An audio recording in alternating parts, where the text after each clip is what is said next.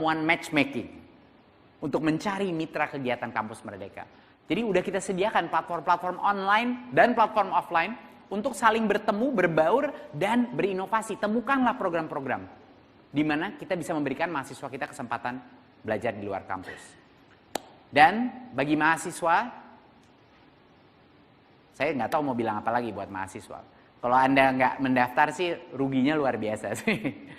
itu saya menganjurkan semua mahasiswa sekarang untuk mendaftar ya di kampusmerdeka.kemdikbud.go.id ya. Semuanya bisa registrasi dilakukan secara online karena ini sudah era digital. Keterima atau tidak keterima harus mencoba mahasiswa ya. Jangan kalah mental dulu, memang ini bakal kompetisinya sangat sengit untuk masuk program-program ini. Semua mahasiswa-mahasiswa terhebat akan mencoba masuk ke dalam program-program Kampus Merdeka. Saya udah tahu ini bakal laku banget programnya. Tapi jangan kalah mental duluan, coba saja masuk registrasi diri, karena perusahaan-perusahaan ini akan pasti, dan program-program ini akan mencari karakteristik yang mungkin berbeda dari sebelumnya. Karena sekarang dibuka untuk seluruh masyarakat Indonesia. Mari kita simak sejenak video Kampus Merdeka. Untuk membantu kamu lebih siap menghadapi dunia kerja masa depan, Kemendikbudristek melalui platform Kampus Merdeka menyediakan berbagai kegiatan Kampus Merdeka favorit yang dapat kamu temukan dengan mudah dan cepat. Kamu bisa mendapatkan akses berbagai macam kegiatan belajar di luar kampus yang dijamin mutunya oleh Kementerian Pendidikan, Kebudayaan, Riset, dan Teknologi. Di antaranya, kamu bisa menemukan lebih dari 20.000 lowongan magang bersertifikat atau studi independen bersertifikat. Lebih dari 20.000 kesempatan belajar di kampus lain melalui pertukaran mahasiswa merdeka. Lebih dari 30.000 kesempatan mengajar di sekolah melalui kampus mengajar. Dan banyak kegiatan lainnya yang akan datang. Dengan mengikuti 5 langkah mudah, kamu bisa memulai kegiatan belajar kamu di luar kampus. Caranya, cari kegiatan sesuai minat kamu. Registrasi sebagai mahasiswa, daftar ke kegiatan yang kamu pilih, tunggu jawaban dari mitra kegiatan, terima jawaban dan mulai kegiatan Kampus Merdeka. Setelah diterima, kegiatan kamu akan dijamin konversi 20 SKS dan kamu akan diberikan uang saku selama masa kegiatan. Ayo, ambil langkah pertama untuk meraih mimpi kamu. Perluas wawasan, bangun keterampilan multidisiplin, dan siapkan diri kamu untuk dunia kerja masa depan. Tunggu apa lagi? Merdekakan peluangmu melalui platform Kampus Merdeka.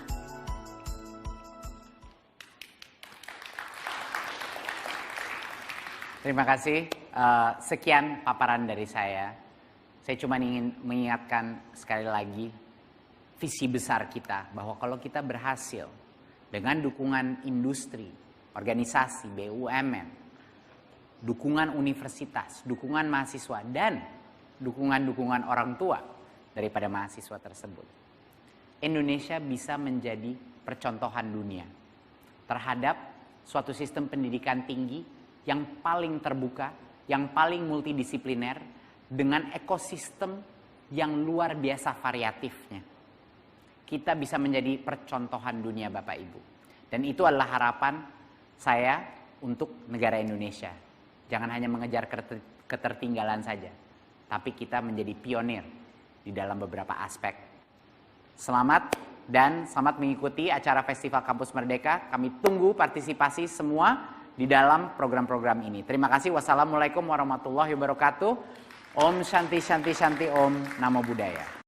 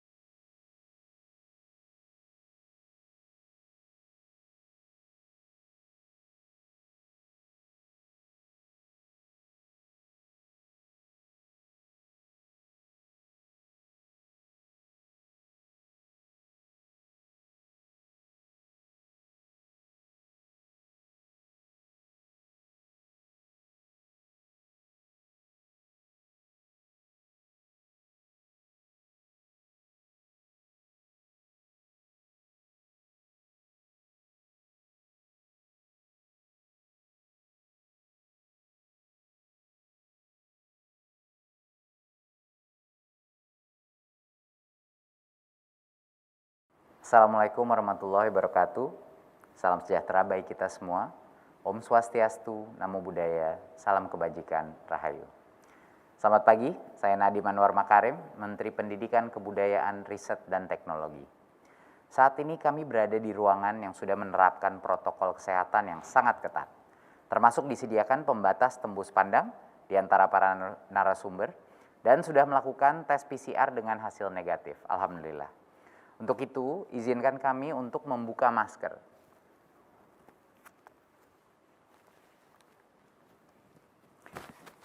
Dari video yang baru saja kita tonton tadi, kita diingatkan lagi tentang pentingnya merdeka belajar bagi pelajar dan mahasiswa Indonesia. Apalagi saat ini perubahan global terjadi sangat cepat dan tidak terduga. Jadi tantangan yang kita hadapi berbeda dengan apa yang dihadapi orang tua kita, atau yang kita hadapi di masa lalu. Oleh karena itu kita harus siap, kita harus berani mencari cara-cara baru untuk bersama-sama menghadapi tantangan dan mewujudkan visi dan misi SDM unggul. Merdeka Belajar Kampus Merdeka memberikan hak kepada mahasiswa untuk belajar di luar prodinya dan di luar kampus selama 3 semester. Mahasiswa Indonesia sekarang bisa melakukan magang di industri kelas dunia. Mereka bisa menjadi tenaga pengajar untuk membantu ibu dan bapak guru di SD maupun di SMP. Serta ikut program pertukaran dengan mahasiswa dari daerah atau pulau lain di Indonesia, bahkan dari benua lain. Kemudian ada juga Kampus Merdeka Vokasi yang menghadirkan 2 transformasi utama pada pendidikan tinggi vokasi, yaitu program SMK D2, jalur cepat, dan peningkatan program studi D3 menjadi sarjana terapan D4. Keduanya dirancang untuk lebih mengintegrasikan pendidikan tinggi vokasi dengan dunia kerja, sehingga pelajar mendapatkan pendidikan yang lebih tinggi dalam bidang yang benar-benar diminati dengan waktu yang jauh lebih singkat. Nah, di pagi hari ini yang berbahagia ini, saya berkesempatan berkunjung ke Istana Negara untuk berdiskusi mengenai Kampus Merdeka dengan Bapak Presiden beserta perwakilan mahasiswa, dosen, dan juga industri. Sudah hadir bersama saya Bapak Presiden Joko Widodo, Rektor IPB dan Ketua Forum Rektor Indonesia, Bapak Profesor Arif Satria, Direktur Utama Telkom, Dirik Adriansyah, Direktur Utama dan Co-founder Tokopedia, Bapak William Tanuwijaya, serta perwakilan mahasiswi peserta program Kampus Mengajar, Ayu Sabrina, dari Universitas Diponegoro, perwakilan mahasiswa peserta program Bangkit, Christian Doksa Hamasyah, Universitas Brawijaya, serta Tessa Saraswati, penerima beasiswa LPDP S2 yang sudah menjadi alumni Yale University. Selamat pagi semua. Selamat pagi. Terima kasih sudah bersedia hadir di acara Bincang Kampus Merdeka ini. Luar biasa, saya sangat senang bisa menjadi host Anda hari ini. Untuk pertama mungkin izinkan saya menanya dulu ke Pak Presiden. Pak Presiden, apa kabar? Alhamdulillah baik, sehat, dan ya kita semuanya, kita ingin semua semangat. Sangat semangat Pak. Kelihatan Meskipun dalam situasi pandemi. Betul Pak. Memang kadang-kadang sulit semangat di situasi seperti ini, tapi kita harus melihat masa depan secara optimis Pak. Pak, apakah Bapak bersenang bisa berjumpa dengan mahasiswa berprestasi seperti Ayu, Christian, dan Tessa ini Pak? Iya, senang saya, artinya bisa mengupdate informasi apapun dari yang muda-muda ini, sehingga saya bisa mengikuti perkembangan ilmu, perkembangan zaman, perkembangan teknologi, semuanya saya bisa mengikuti. Kalau enggak saya enggak ketemu Tessa, enggak ketemu Ayu, enggak ketemu Christian, ketemu Pak Rektor IPB, bisa ketinggalan saya.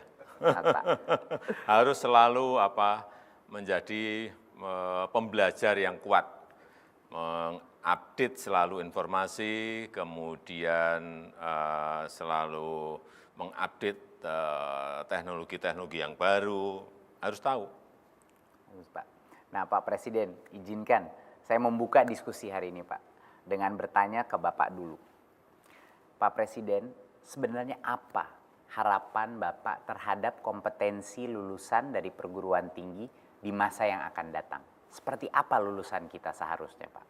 Iya, yang pertama, lulusan kita harus sangat kuat dedikasinya untuk kemajuan bangsa, juga untuk kemanusiaan, juga untuk toleransi dalam kebinekaan.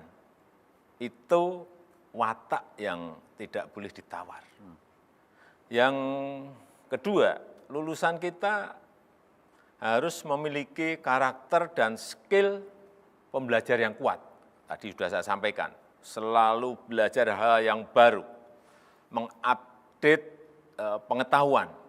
Karena hal ini sangat penting karena masa depan itu akan penuh dengan disrupsi, akan penuh dengan perubahan-perubahan yang besar. Kita tahu ini arus perubahan cepat sekali.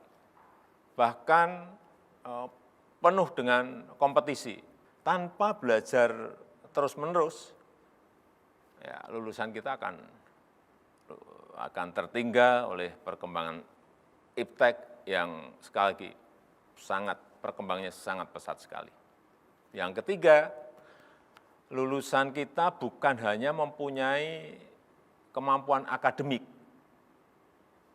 tetapi juga memiliki kemampuan inovatif, kemampuan inovasi yang kuat, dan juga mampu menjadi problem solver terhadap masalah-masalah sosial yang ada di masyarakat. Karyanya bukan hanya karya ilmiah, tetapi juga karya yang memecahkan masalah sosial melalui pemanfaatan teknologi, melalui inovasi, dan juga kewirausahaan.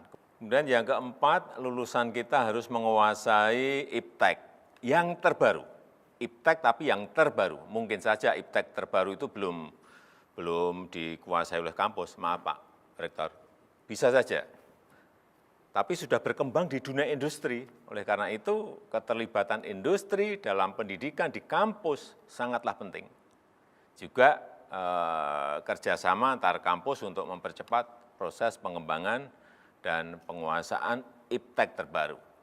Dan yang kelima, lulusan kita jangan hanya siap mengisi lapangan kerja, tetapi juga mampu menciptakan lapangan kerja. Ini pentingnya pendidikan kewirausahaan dan juga interaksi yang intensif dengan dunia industri menjadi kunci yang penting bagi karya-karya inovatif bagi lulusan-lulusan kita. Saya rasa itu. Nah, sekarang saya mau gantian bertanya ke Mas Menteri. Nih, apa yang telah dilakukan oleh Mas Menteri untuk mencapai visi SDM unggul melalui program Kampus Merdeka? Terima kasih Pak Presiden. Banyak sekali Pak yang sedang dilakukan dan telah dilakukan. Tapi yang terbesar adalah topik mungkin untuk hari ini kita mau berbincang-bincang mengenai Kampus Merdeka, yaitu kampus yang dimerdekakan. Nah, pertanyaannya adalah dimerdekakan dari apa? Kita ingin memerdekakan kampus dari sekat-sekat, berbagai jenis sekat. Sekat antara akademia dan industri, sekat antara riset dan pembelajaran, sekat antara fakultas, sekat antara prodi. Kita ingin menciptakan suatu universitas, suatu sistem pendidikan tinggi yang berkolaborasi, Pak. Itu kata kuncinya, gotong royong berkolaborasi tanpa adanya dinding-dinding. Untuk menciptakan itu, kita membuat berbagai macam peraturan dan insentif untuk universitas mendorong perubahan tersebut. Kita telah merancang 8 IKU dan memberikan insentif keuangan kepada PTN-PTN kita untuk memaksimalkan jumlah mahasiswa yang akan keluar dari kampus, mendapat pembelajaran di universitas lain, ke luar negeri, proyek sosial di masyarakat, mengajar seperti Ayu, kewirausahaan, maupun juga magang bersertifikat dan mencari pengalaman di industri maupun perusahaan nirlaba. Dan kita ingin dosen-dosen kita pun keluar dari kampus, Pak Presiden, untuk mendapatkan pengalaman. Ya, untuk membina mahasiswa-mahasiswa kita yang di luar dan juga mencari pengalaman kerja, mencari pengalaman industri dan di universitas lain. Kita pun ingin prodi-prodi kita, terminologinya pernikahan massal Pak Presiden, menikah dengan industri, menikah dengan kampus-kampus lain untuk menciptakan permutasi-permutasi prodi yang masa depan sesuai arahan Pak Presiden. Saya ingat dulu Pak Presiden bilang kok prodinya sama-sama lagi. Padahal industrinya telah berubah ya Pak. Jadi itu adalah suatu hal yang kita telah lakukan, tapi ini tentu tantangannya sangat berat. Tetapi ini satu-satunya cara Pak Presiden agar anak-anak kita pada saat lulus mereka itu mendapatkan kompetensi-kompetensi terpenting di dunia yang Pak Presiden bilang tadi, perubahannya semakin cepat. Bagaimana dia akan mempelajari kolaborasi kalau dia tidak belajar berkarya sebagai tim? Bagaimana dia mau mengerti kreativitas atau kewirausahaan kalau dia tidak mengerjakan sesuatu di dalam dunia yang nyata? Kita ingin semua mahasiswa kita bisa berenang pada saat mereka keluar ke lautan yang terbuka. Jangan di kolam renang, harus sekali-sekali pergi ke laut untuk melatih diri. Jangan gitu, sekali-sekali, bisa 2 kali, 3 kali, 4 kali, 5 kali. Gitu. Setuju Pak. Biar ngerasain gelombangnya laut Betul. seperti apa. Makanya 3 semester Pak. 3 semester boleh di luar prodi dan 2 dari 3 semester itu bahkan bisa di luar kampus. Kira-kira gitu Pak. Nah sekarang saya ingin nanya Pak kepada Pak Presiden. Pak, harapannya ini kebijakan Kampus Merdeka ini kan menjadi awal ya dari transformasi sistem pendidikan tinggi kita ya, yang benar-benar mengedepankan kualitas lulusan dan integrasi dengan dunia kerja. 2 hal itu menjadi prioritas pemerintah saat ini. Nah, menurut Bapak, pola pikir apa sih yang harus berubah? Siapa saja yang harus terlibat dan harus merubah pola pikirnya untuk bisa mensukseskan visi Pak Presiden? Ada beberapa hal ya. Iptek terbaru itu ada di mana-mana. Bukan hanya di kampus saja, tetapi juga di industri. Ada di industri. Kearifan itu bukan hanya ada di kampus, tetapi juga ada di masyarakat. Jadi jangan hanya belajar di kampus, kita juga bisa belajar di masyarakat. Oleh karena itu, mahasiswa harus diberi kesempatan untuk belajar kepada siapa saja, bukan hanya kepada dosen. Belajar di mana saja, bukan hanya di kampus, tetapi juga bisa di masyarakat, bisa di industri, dan di tempat-tempat lain. Bahan ajar bagi mahasiswa itu bukan hanya di buku juga, tetapi juga praktek di lapangan. Dan karya mahasiswa itu bukan hanya karya akademik, tetapi juga karya-karya berupa teknologi yang solutif bagi masyarakat, karya kewirausahaan sosial yang memecahkan masalah-masalah sosial, saya kira seperti itu. Dan pola pikir ini pelaksanaannya memerlukan dukungan dari semuanya, dari berbagai pihak. Pertama, kampus harus memberikan kesempatan kepada mahasiswa untuk belajar kepada siapa saja, tentang apa saja. Harus cukup banyak porsi SKS untuk belajar di luar kampus. Yang kedua, kalangan industri juga harus membuka diri untuk menerima mahasiswa magang. Dan juga industri itu harus masuk kampus untuk ikut mengajar dan riset bersama dengan dosen dan dengan mahasiswa. Kemudian yang ketiga, mahasiswa harus lebih aktif mencari sumber pembelajaran yang baru di luar kampus, belajar apa saja kepada siapa saja. Dengan perkembangan teknologi digital sekarang ini, hal tersebut saya kira lebih mudah dilakukan. Dan yang keempat, saya minta kepada jajaran kabinet, pemerintah daerah untuk mengembangkan ekosistem, ini yang penting sekali, mengembangkan ekosistem yang kondusif bagi Merdeka Belajar dan bagi program kampus Merdeka ini. Dengan ekosistem yang baik, kemudian akan muncul antusias dari semua pihak yang saya harapkan ini bisa berkelanjutan dan terus meningkat. Siap Pak Presiden, terima kasih untuk penjelasannya. Memang butuh berbagai macam pihak untuk melakukan perubahan ini. Tapi tentunya sekarang pemerintah hadir dari berbagai aspek. semua program-program kita bukan hanya kebijakan Pak Presiden, tapi juga ada penganggaran. Kita sudah menyediakan bantuan dari sisi matching fund. LPDP juga sekarang turun tangan untuk mendanai anak-anak S1 yang melakukan program 1 semester di luar negeri maupun pertukaran pelajar dalam negeri maupun magang bersertifikat. Sekarang waktunya kita mendengar nih cerita dari teman-teman mahasiswa dan mahasiswi yang sudah pernah mengikuti program Kampus Merdeka. Ada Ayu dan Christian.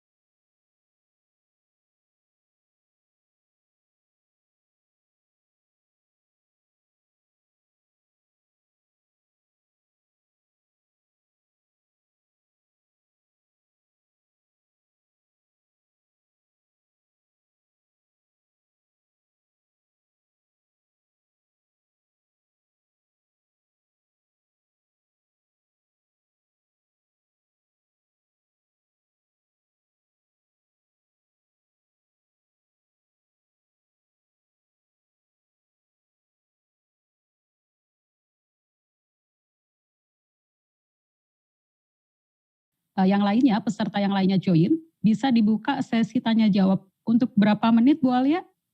Kurang lebihnya? Kita kurang lebih 30 menit lah. Nanti kita 1:30 kita mulai mengerjakan ke breakout room ya. Untuk pembagiannya nanti Bapak Ibu dimasukkan otomatis. Jadi biar berkenalan nih dengan teman-teman yang dari universitas lain. Kalau enggak nanti mungkin mengumpul saja dari universitasnya. Ya baik, jadi silahkan Bapak atau Ibu yang ingin bertanya. Mungkin tadi di sesi pertama tidak kebagian waktu bertanya.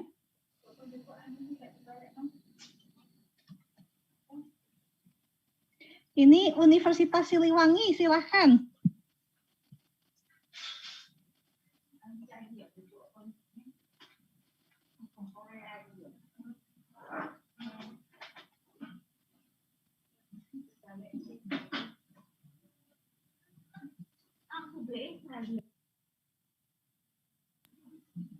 Ada, masih di mute oleh host sebentar.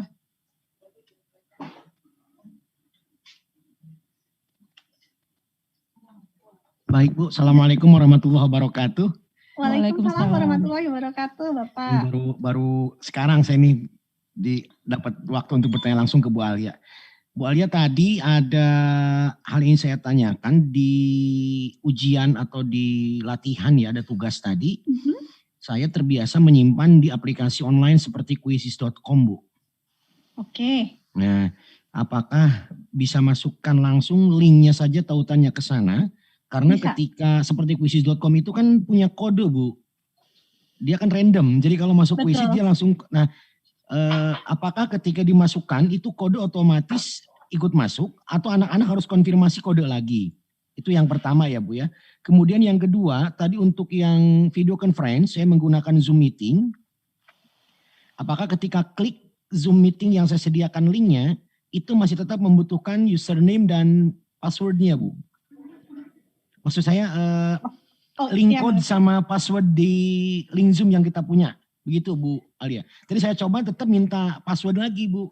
Itu kan berarti tidak otomatis, secara otomatis mahasiswa bisa ikut kuliah gitu. Bapak sudah mencoba link yang di di Spada 03 Pak? Di Open Course Spada 03. Ini saya pakai Spada 03 Bu linknya Bu. Ini. Itu harus memasukkan password? Tidak Bu. Tidak kan Pak ya? Berarti memang tidak harus sebenarnya. Jadi ini mungkin Bapak otomatis ya. Iya, otomatis. Kalau misalnya ternyata dimintai password, berarti mungkin di pengesetan meeting Zoom-nya Pak. Kadang-kadang kan di pengesetan meeting Zoom kita memang ada khusus yang minta harus ada passwordnya. Allow gitu ya Bu ya. Iya, allow partisipan itu, ya. Pak. Oke, iya Bu. Iya betul Bu. Terus kemudian yang tadi Bu bagaimana Bu? Bisa ditautkan ya kayak Google Classroom gitu? Ya, itu tidak masalah untuk yang Google Classroom, Quizzes, dan lain sebagainya. Cuman memang kalau ada kode spesifik, misalnya kuisnya ada passwordnya, ya mungkin diberikan saja ke mahasiswanya sih Pak. Oh iya. Dikira seperti link Zoom itu Bu, karena kalau link Zoom kan tadi bisa di-allow untuk aksesnya. Nah kalau Quizzes pernah saya coba itu ketika kita masuk satu waktu yang sama, itu kodenya bisa berubah Bu gitu. Kode yang satu... pertama kali masuk kodenya berubah. Nanti kalau saya kasih link yang itu lagi. Recording in progress. Saya soalnya terus terang belum pernah memakai Quizzes Pak. Kalau misalnya si linknya itu bisa berubah, nah itu mungkin bisa bermasalah. Tapi kita sambil cari apakah ada fix link atau tidak. Saya sambil cari juga bantuin Bapak. Oke, baik Bu. Nanti saya tunggu jawaban Bu Alia. Ya. Sekarang yang exam sekarang nggak Bu prakteknya Bu? Yang exam besok Pak. Soalnya besok, panjang kalau exam. Makanya. Iya Bu. Baik Bu. Terima kasih Bu Alia. Terima kasih Pak. Ibu host yang memberikan waktunya pada saya. Terima kasih banyak inputnya Pak. Lalu ini ada Pak Yusuf Ansori ya? Iya, siap Bu. Oke, selamat siang Bu, makasih banyak kesempatannya. Saya langsung aja deh Bu. Ini saya nyobain forum diskusi di forum yang Ibu buka tadi. Itu kan di akun saya ada notifikasi nih, ada replay ada replay untuk Anda gitu kan, replay diskusi. Tapi ketika saya klik itu tidak menuju ke replay yang itu, jadi diurut dari ini kan saya harus nyari 1.300-an diskusi nih, mana replaynya ya? Nah ini ada nggak caranya langsung ngelihatnya gitu Bu? Jadi reply ke Bapak ya, maksudnya di forum diskusinya, apakah bisa melihat balasan langsung ke yang kita komen tadi gitu kan? Nah ini tadi saya cek, saya malah muncul forum awal yang 11 menit yang lalu. Wah ini saya harus lagi yang berapa jam lalu load more comment. Nah ini. Iya, kalau belum mungkin itu untuk masukan untuk ini barangkali. Kalau belum ya mungkin untuk sepertinya masukan ini temannya. Sepertinya ini memang menjadi masukan sih Pak, karena saat ini untuk meng-search punya sendiri ini lumayan sulit juga. Ini kalau ada 1030 ya. Itulah. Yang kedua ini Bu, mungkin ini masukan ke pengembang nantinya lewat Ibu. mungkin bisa nggak dibuat semacam apa ya, semacam template itu template untuk satu course, jadi nanti kita tinggal ngedit masukin. Ini kan kita masih diberikan course ruang kosong nih, kita harus mencoba satu persatu. Nah, mungkin kalau ada template, ada kayak di Word begitulah kan, biasa ada template, kita tinggal ngedit sesuai ini. Jadi ini template satu course yang ada Zoom-nya, ada kuisnya, ada ini itu, kita tinggal ngedit, nambah, kurang lebih seperti itu. Minimal itu untuk mempermudah kita yang masih awam sih sebenarnya. Itu mungkin masukan aja sih untuk ini. Iya. Terima kasih Pak Yusuf. Nah ini terima kasih banyak loh. Ini saya juga sambil belajar, jadi kita sama-sama ya Pak ya. Jadi saya cuman sebenarnya seminggu 2 minggu lebih maju dari Bapak nih dalam mempelajari Spada Dikti. Untuk template, ini sebenarnya ada trade off-nya ya Pak ya, karena kan tidak semua kelas misalnya, dia akan selalu ada Vicon, PPT, PDF, dan video di setiap modul. Karena itu kita saat ini template-nya hanya untuk menambahkan modul secara otomatis. Jadi yang 16 modul itu bisa langsung ditambahin, jadi nggak usah 16 kali. Karena asumsinya sebagian besar sekali kelas, itu ya kita di Indonesia ya 14-15 minggu lah ya. Nah kalau misalnya template-nya sudah ada semuanya, ada Zoom-nya ada dan lain sebagainya, nanti takutnya malah bapak-bapak dan ibu-ibu yang strukturnya beda, dia capek ngapusin Pak. Karena harus ada beberapa yang dihapus dan ada beberapa yang ditambahkan. Ini karena kita trade off lah, kita memang semudah mungkin, tapi juga memperhatikan bahwa ada keberagaman antara berbagai macam mata kuliah. Tapi masukan untuk template ini kita terima karena memang bisa saja nanti ada beberapa jenis template kelas begitu. Jadi mungkin ada kelas standar yang berminggu, ada nanti template untuk kuliah kerja praktek, template untuk tugas akhir, mungkin nanti bisa berbeda-beda. Jadi masukan untuk template ini kita catat Pak Yusuf. Siap, makasih Bu. Terima kasih. Setelah itu silakan Pak Guntur ya. Ya. Silakan Pak Guntur. Selamat siang. Terima kasih. Selamat siang Bu Alia. Perkenalan, nama saya Guntur Sayanto dari Universitas Muhammadiyah Surakarta. Di sini ada beberapa hal yang pertanyaan yang harus saya tanyakan ini. Terutama yang tadi kan Bu Alia mencoba untuk mengoreksi ya, tugas dari mahasiswa itu ya. Nah, apakah itu bisa dikoreksi secara, maksudnya dicoret-coret secara langsung di tugas yang dikumpulkan oleh mahasiswa atau tidak, seperti itu? Itu yang pertama. Yang kedua, di sini kan saya belum begitu jelas bagaimana sih membuat, apakah bisa di LMS Spada ini membuat kelas paralel. Jadi kelas paralel itu artinya nanti kan tidak kita buat beberapa kelas ya dalam satu course itu. Apakah bisa di situ? Kemudian yang ketiga, nah ini yang paling penting. Misalkan kalau kita sudah selesai itu ya pembelajaran di semester ini gitu. Nah kemudian mau menggunakan pembelajaran di semester depan itu bagaimana? Ya, apakah harus membuat kelas baru atau mereka gabung yang kelas lama, course yang sudah kita buat di situ. Nah, seperti itu. Karena kalau kita dibuat kelas yang baru, berarti itu harus buat dari nol lagi ya, atau tadi menggunakan import ya kalau nggak salah ya. Import Pak. Jadi juga, ya, mungkin saya jawab yang terakhir dulu ya Pak ya, karena itu paling immediate. Jadi kan kalau Bapak lihat, saya sambil share screen deh biar jelas.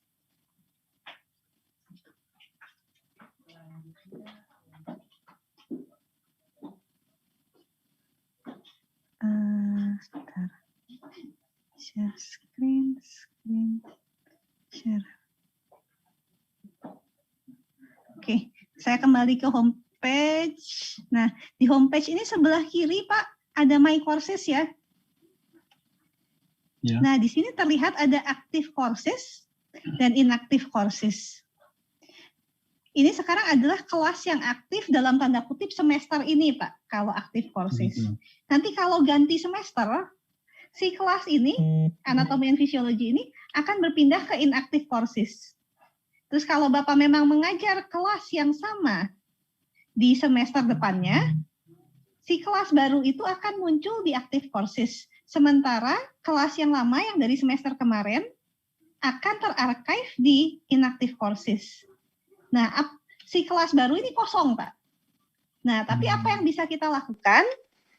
Yang bisa kita lakukan tadi sudah sempat ditunjukkan, tapi memang baru sekilas. Kita masuk ke edit mode. Nah, di sini ada impor. Nah, impor ini kita bisa memilih dari, karena ini baru ya Pak ya, jadi memang baru ada 2021 gitu. Nanti kalau misalnya sudah berjalan beberapa semester, nanti 2021 ini misalnya ada semester 1, semester 2. Jadi kita bisa mengimpor dari kelas lain.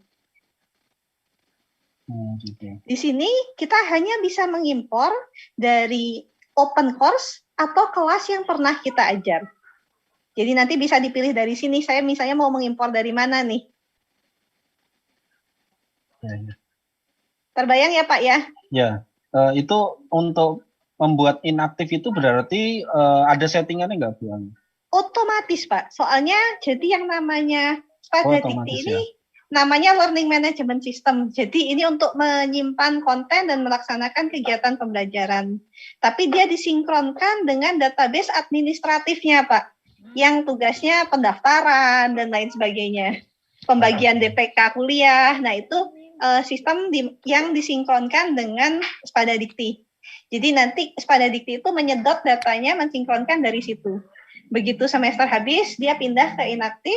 Nanti begitu keluar DPK yang baru, maka akan ada kelas aktif yang baru. Berarti mahasiswa tidak perlu memasukkan kode akses untuk kelas itu sendiri ya?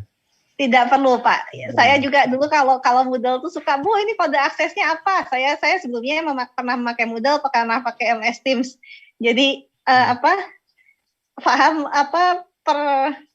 pergumulan mahasiswa di awal semester dan di saat PRS. Oke, terima kasih. Sedikit tambahan Bu Alia. Silakan Pak, mangga. Ini mungkin kenapa dibuat seperti itu Pak, jadi agar data-data atau histori dari perkuliahan Bapak itu tidak berubah gitu Pak. Jadi di semester sebelumnya misalkan mahasiswanya ada 50 orang, jawabannya juga jawaban tugas dan ujiannya ada di sana juga, itu tidak akan terhapus. Jadi mahasiswa di semester lalu masih bisa melihat mata kuliah Bapak gitu. Nah, kalau kita tumpuk menjadi satu kelas untuk beberapa kali semester, itu perubahannya akan sangat banyak gitu. Atau misalkan ada updatean perkuliahan, mahasiswa Bapak yang dulu masih bisa lihat. Nah, makanya kita setiap semester itu kita ganti dan bisa kita import agar Bapak tidak perlu lagi input dari awal, dan jika ada perubahan yang lalu tidak berubah sama sekali, tapi yang sekarang itu bisa diupdate. Nah, seperti itu mungkin tambahannya Bu Aya. Ya, terima kasih Pak Willy, sekalian jawabin yang ini dong, yang kelas paralel. Ya. Saya sendiri belum melaksanakan sendiri soalnya. Sudah pernah diajari tapi belum melaksanakan. Siap. Nah, pada dasarnya Spada Dikti ini benar kata Bu Aya tadi itu LMS. Nah, untuk manajemen kelas, dosen, dan mahasiswa itu ada di AMS atau biasa dikenal dengan sistem akademik. Nah, biasanya kalau Spada Dikti ini bisa diintegrasikan dengan AMS-nya gitu sih. Kalau dalam hal ini Spada Dikti diintegrasikan dengan MBKM ya Pak ya. Jadi mata kuliah itu nanti dibuatnya MBKM terintegrasi dengan Spada Dikti. Makanya beberapa dosen di sini yang statusnya sebagai dosen pertukaran mahasiswa merdeka itu mata kuliahnya sudah ada gitu. Tapi mahasiswanya belum ada memang karena pendaftaran kalau tidak salah untuk mahasiswanya belum selesai. Nah, nanti ketika pendaftaran untuk mahasiswa sudah selesai, datanya akan tersinkron mahasiswa termasuk dengan kelasnya. Nah, penambahan kelas juga memang di AMS bukan ada di LMS. Nah, Jadi seperti itu mungkin. kesimpulannya kelas paralelnya mah tahu-tahu ada aja ya, Mas Willy ya. Ya, itu sudah bisa support gitu di kita. Oke, siap. Nah, manajemen itunya memang idealnya ada di AMS, bukan di LMS. Betul, jadi mahasiswanya juga secara otomatis masuk, kita nggak ada yang nyasar begitu. Ya, tambahan itu kampus mengajar itu kelas paralelnya sampai 2.300 itu satu mata kuliah. Kelas paralelnya sudah lancar sampai, ya Pak ya? Ya, sampai ribuan gitu dosennya yang mengajar kelas paralel.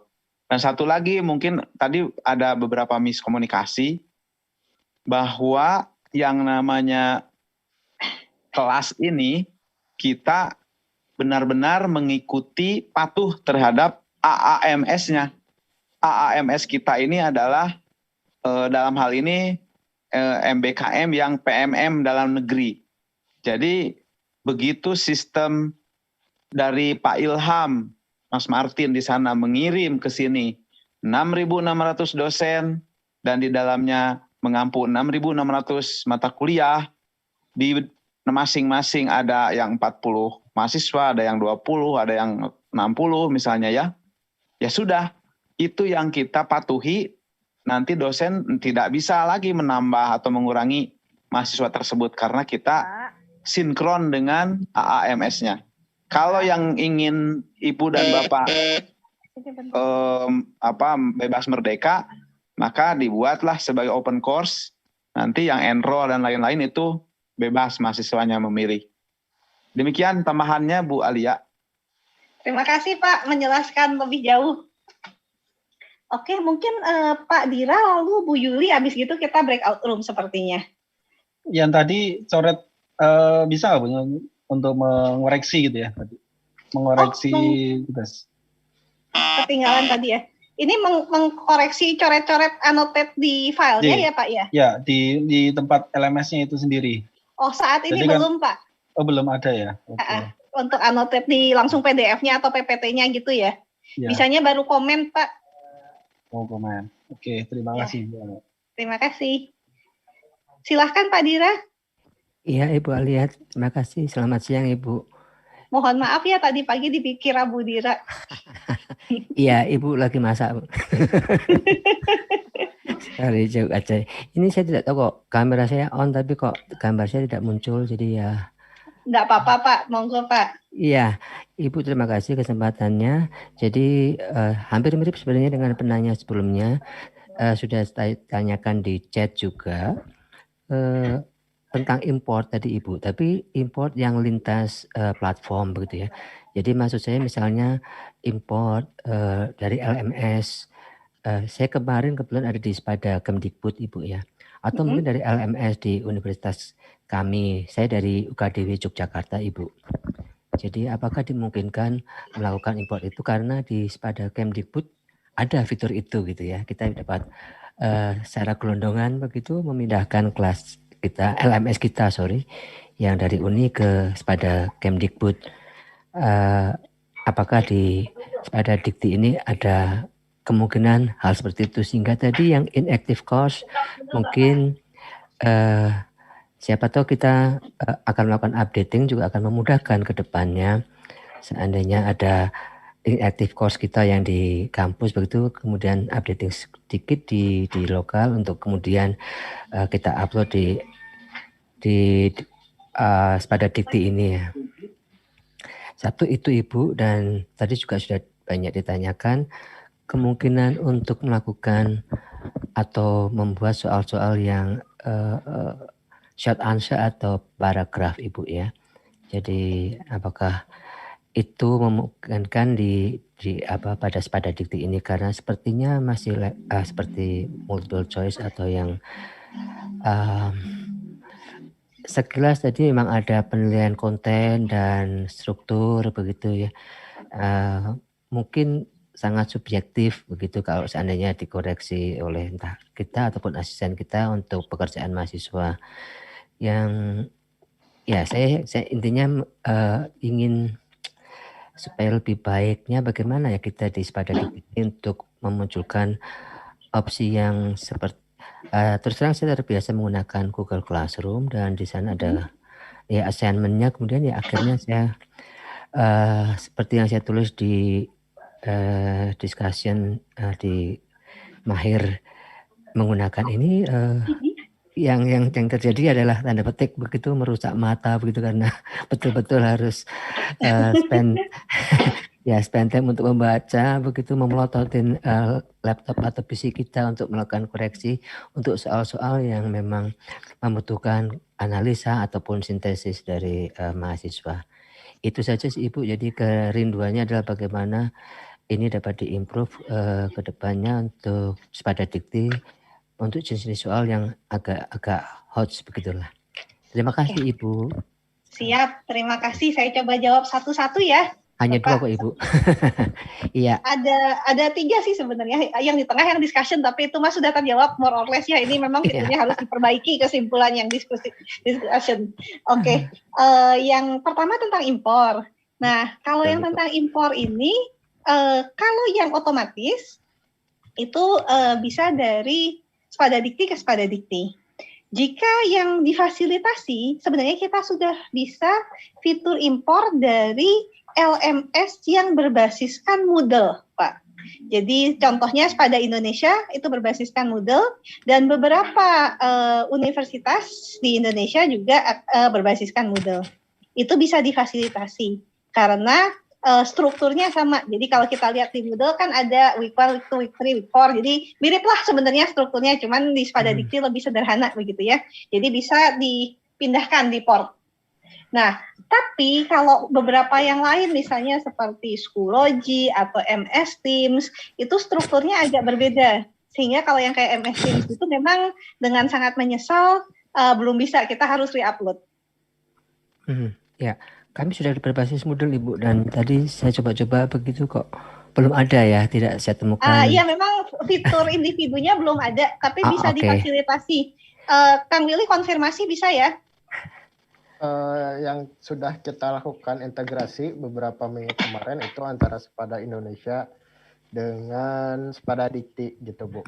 Mata kuliah yang ada di sana masuk ke kita, tetapi hasil verifikasi dari teman-teman Belmawa gitu, mana yang bisa masuk dan tidak. Itu, terima kasih. Oke, terima kasih. Ya. Sip. Lalu yang kedua untuk soal ya Pak ya, ini nggak apa-apa mendahului. Sebenarnya kita besok akan membahas. Kalau tadi itu kan assignment ya Pak ya. Kalau assignment atau tugas itu tujuannya memang anak-anak biasanya mengupload PPT atau PDF, jadi tugas-tugas agak besar lah biasanya.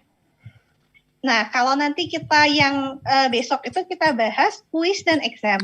Di situ ada beberapa jenis pertanyaan. Bapak betul tadi udah bilang, oh ada multiple choice, ada true and false, ada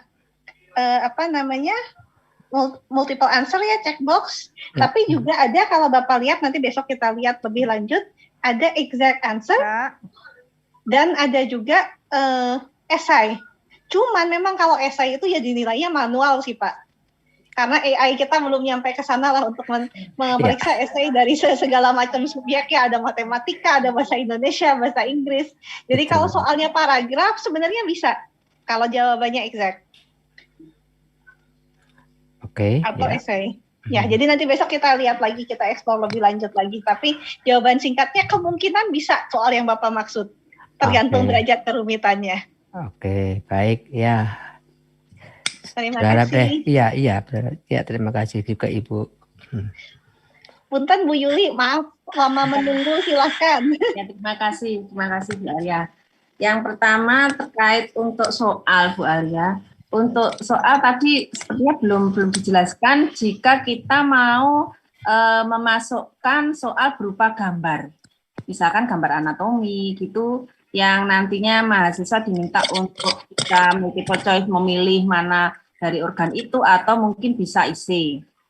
Itu yang pertama. Kemudian yang kedua, untuk fitur absensi apakah disediakan Bu Alia ini? Dan nanti absensinya seperti apa mahasiswa itu? Misalkan kalau kuliah via Zoom gini mungkin bisa ya. Kalau misalkan yang asinkron, misalkan dia hanya ada membaca dan tugas, nah itu seperti apa absensinya. Kemudian yang ketiga terkait akumulasi nilai. Jadi misalkan kita di pertemuan pertama ada tugas, nanti kita ada nilai, kemudian pertemuan misalkan keempat ada lagi sampai nanti di UTS dan UAS. Nah itu di akhir itu apakah ada semacam akumulasi penilaian atau bagaimana? Kemudian apakah kita bisa mengambil data tersebut? Data nilai tersebut istilahnya import tadi supaya bisa kita masukkan ke dalam siakat kita. Misalkan kalau bukan pembelajaran yang MBKM tapi yang misalkan di kelas kita sendiri. Jadi kan kita harus menginputkan ke siakat kita, baik itu nanti prosentase absensi, kemudian nilai UTS UAS, nilai tugas, nah itu keseluruhannya. Mungkin 3 itu, Bu Alia. Terima kasih. Oke, saya jawab yang ketiga dulu ya, saya coba share screen.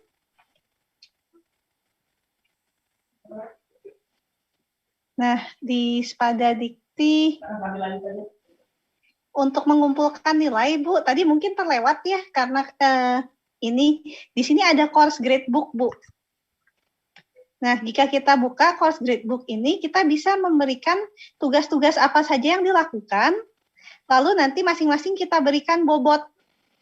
Jadi di sini baru ada tugas 1 sama tugas 1 lagi karena kita tadi mencoba membuat tugas ya Bu ya. Tapi kalau nanti di sini ada macam-macam aktivitas, ini nanti listnya banyak. Nah di sini bisa 20%, 30%, dan seterusnya. Lalu kita juga bisa mengecek ini indeks skornya. A, B, C, D-nya antara nilai berapa sampai nilai berapa. Nah dari situ kita bisa melihat, ini contohnya muridnya cuma 1 ya Bu ya. Namanya, NIM-nya, nilai di tugas 1, nilai di tugas 2, lalu dengan pembobotan segitu skornya berapa, indeksnya dapat berapa. Ini bisa di-download menjadi XLS Bu. Jadi nanti kalau jadi spreadsheet, mau Ibu utak-atik lagi, mau di-upload ke tempat lain juga bisa. Bisa di-download Bu, coba Bu, tekan dulu aja. Oh ya, enggak. Itu, kita Bu. coba buka ya. Nah, di sini kita terlihat ini sudah cukup rapi sehingga nanti kalau mau dikopas atau mau diulak-ulik lagi formulanya sama Ibu, bobotnya diganti misalnya dan lain sebagainya, itu cukup mudah.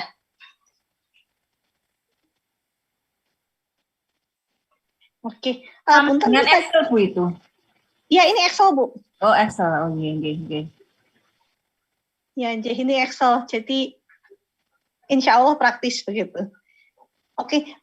Nuhun sewu Bu, tadi saya pertanyaan pertamanya apa? Sinyal saya rada jelek tadi.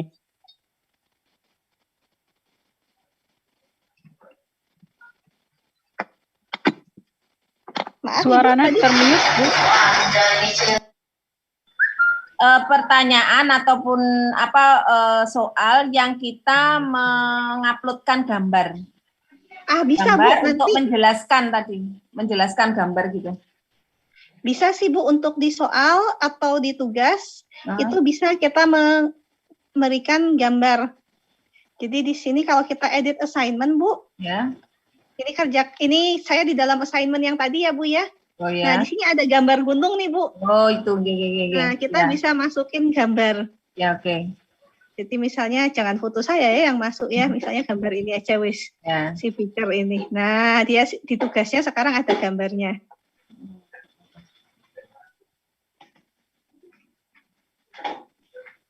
Oh, maaf ini gede banget, nanti saya perkecil. Tapi jadi cukup mudah ya Bu ya untuk memasukkan gambar. Iya, monggo. Yang absensi tadi. Nah, untuk absensi ada presensi. Jadi di sini kita bisa melihat ada presence. Ini untuk mata kuliah saya cuma 1 soalnya ya Bu ya. Studennya juga cuma 1. Ini bisa kita open, lalu di sini kita bisa add presence Bu. Nanti ini sebenarnya besok diterangkan lagi sih Bu, tapi saya inikan aja. Jadi nanti kita bisa tanggalnya, kelasnya tanggal berapa, start dan end-nya jam berapa. Jadi kan kelas ada, misalnya kelasnya dari jam 7 pagi sampai jam 9 pagi gitu Bu. Tapi kita mau anak-anak ngabsennya dari jam 7 sampai 7.15, soalnya kita nggak mau mereka telat.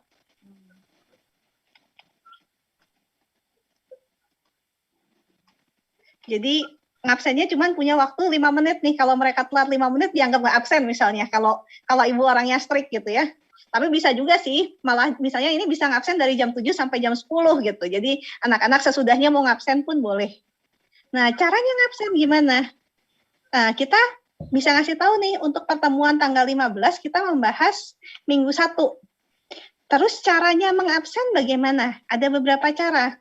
Jadi dia bisa dengan membuka modul saja kita anggap dia absen. Jadi dia membuka modul, kita anggap dia absen. Bisa juga kita buatkan forum diskusi, mengisi diskusi, dia absen, atau tugas, atau kuis.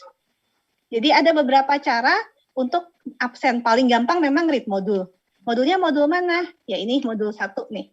Atau bisa juga misalnya kalau join discussion-nya discussion yang mana? Di anatomi fisiologi gitu. Nanti ada notanya. Bisa kita tambahkan not sendiri. Jadi ini kita memang karena setiap universitas sistemnya berbeda-beda, absennya dibuat sendiri sih Bu, berapa pertemuan begitu. Nanti besok diulang kok tapi Bu, nggak apa-apa. Terima kasih Bu Alia. Oke, silahkan. Ini sekarang udah jam 1.37, maaf saya stop share. Jam 1.37, mungkin sekarang kita mulai untuk breakout room ya. Mas Yustian sudah siap? Apa? Ya udah. Ya udah. Nggak tahu tuh. Bu, maaf belum ini kayaknya Udah, belum mute. aja. Terdengar, mohon maaf sekali. Bisa di mute.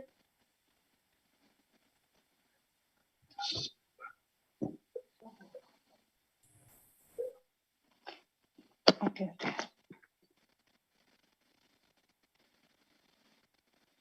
Oke, Bapak Ibu sekarang sudah pada di-invite untuk masuk breakout room nih ya. Sekarang kita pengerjaan dulu.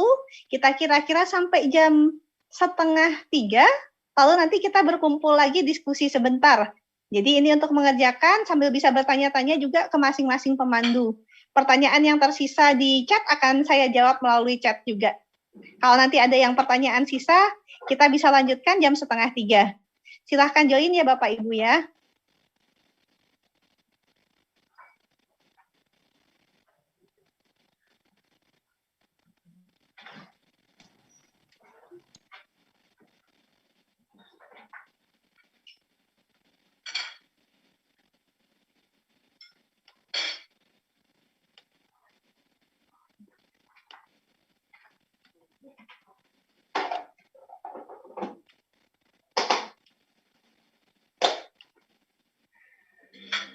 Assalamualaikum warahmatullahi wabarakatuh. Salam sejahtera bagi kita semua. Om Swastiastu, Namo Buddhaya, salam kebajikan, Rahayu. Selamat pagi, saya Nadiem Anwar Makarim, Menteri Pendidikan, Kebudayaan, Riset, dan Teknologi. Saat ini kami berada di ruangan yang sudah menerapkan protokol kesehatan yang sangat ketat, termasuk disediakan pembatas tembus pandang di antara para narasumber, dan sudah melakukan tes PCR dengan hasil negatif, Alhamdulillah. Untuk itu, izinkan kami untuk membuka masker.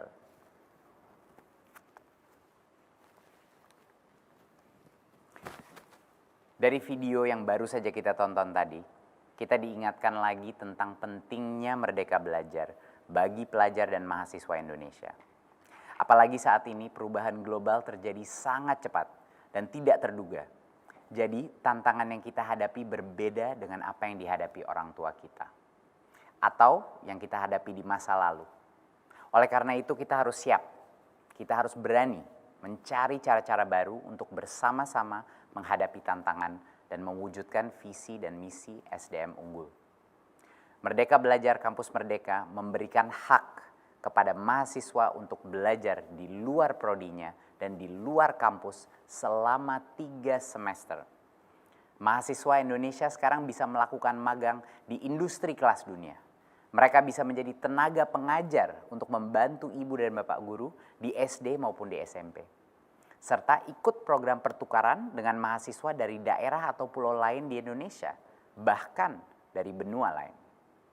Kemudian ada juga Kampus Merdeka Vokasi yang menghadirkan 2 transformasi utama pada pendidikan tinggi vokasi, yaitu program SMKD 2, jalur cepat, dan peningkatan program studi D3 menjadi sarjana terapan D4.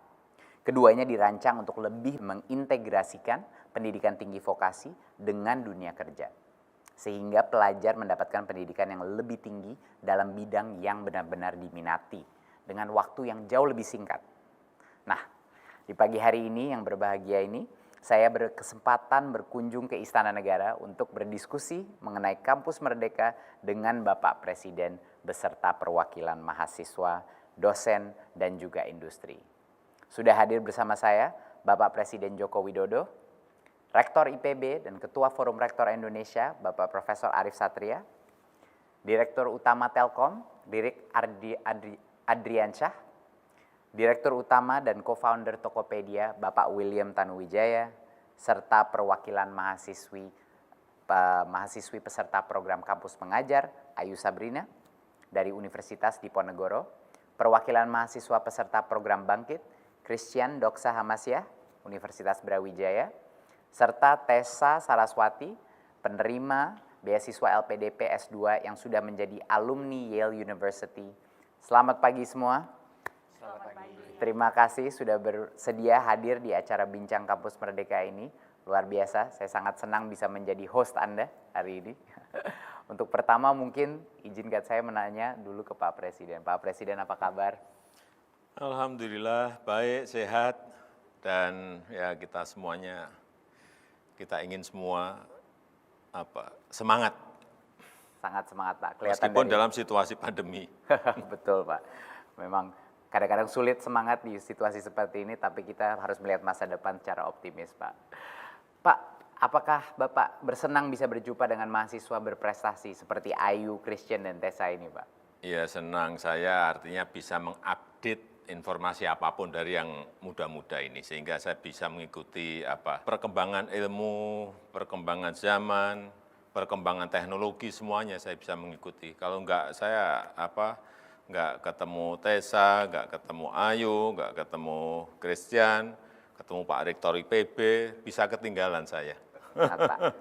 Harus selalu menjadi pembelajar yang kuat, mengupdate selalu informasi, kemudian selalu mengupdate teknologi-teknologi yang baru, harus tahu. Harus, Pak. Nah, Pak Presiden, izinkan saya membuka diskusi hari ini, Pak, dengan bertanya ke Bapak dulu. Pak Presiden, sebenarnya apa harapan Bapak terhadap kompetensi lulusan dari perguruan tinggi di masa yang akan datang? Seperti apa lulusan kita seharusnya, Pak? Iya, yang pertama, lulusan kita harus sangat kuat dedikasinya untuk kemajuan bangsa, juga untuk kemanusiaan, juga untuk toleransi dalam kebinekaan. Itu watak yang tidak boleh ditawar. Yang kedua, lulusan kita harus memiliki karakter dan skill pembelajar yang kuat. Tadi sudah saya sampaikan, selalu belajar hal yang baru, mengupdate pengetahuan. Karena hal ini sangat penting karena masa depan itu akan penuh dengan disrupsi, akan penuh dengan perubahan-perubahan yang besar. Kita tahu ini arus perubahan cepat sekali. Bahkan penuh dengan kompetisi. Tanpa belajar terus-menerus, ya, lulusan kita akan tertinggal.